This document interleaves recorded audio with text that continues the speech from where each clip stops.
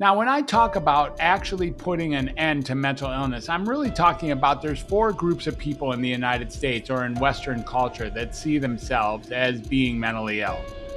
This is a group that you actually were probably well familiar with, and that is there's the people who are already diagnosed with mental illness who are unhappy with their treatment. And then there are people who are not yet diagnosed with mental illness who are concerned that there might be something wrong with them.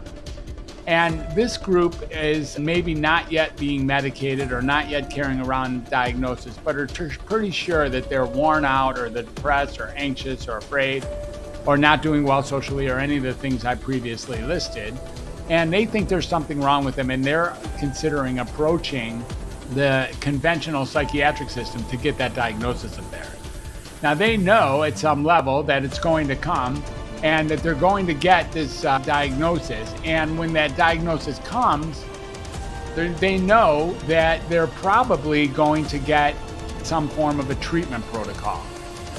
Some of what we've already talked about is taking into consideration that mental illness is simply a conversation that is frequently a product of the diagnoser rather than the diagnosed.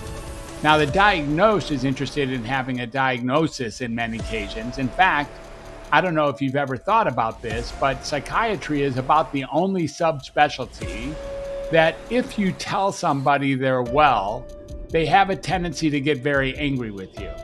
Now, in medicine, that's a very rare finding. If an oncologist tells you that you're well, you walk away with a smile. If a cardiologist tells you you're well, it's a good piece of news.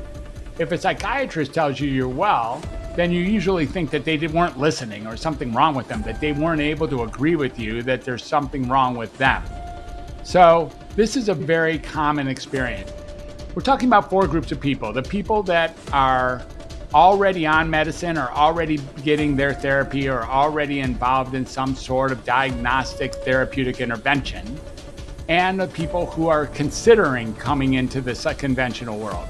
And then what are the other two groups? Those two groups get split in two as well. Those who are already receiving treatment and feel like it's not helping, and those who aren't yet receiving treatment. So those are the four groups of people that I take on, that I see the most often, who want some help in handling this notion that there might be something wrong with them.